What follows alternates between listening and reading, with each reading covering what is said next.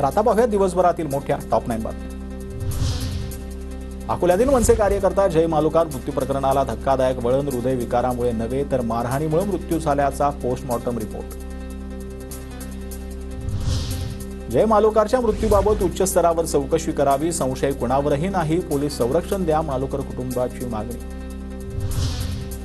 एक देश एक निवडणूक प्रस्तावाला मान्यता, येत्या हिवाळी अधिवेशनात केंद्र सरकार याबाबतचे विधेयक मंजूर करणार।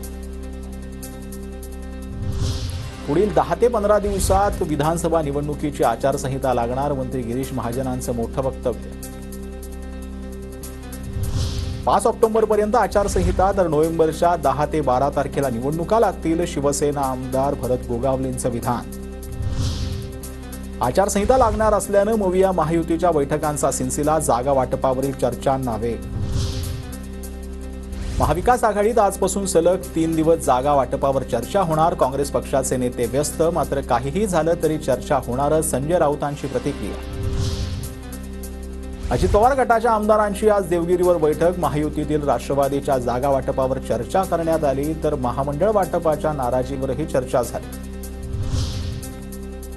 तिसऱ्या आघाडीत एमआयएम पक्षाला नो एंट्री, धार्मिक कटुता निर्माण करणाऱ्या पक्षांपासून आम्ही दूर राहणार, बच्चू कडूंची भूमिका, तर उद्या तिसऱ्या आघाडी संदर्भात महत्त्वाची बैठक।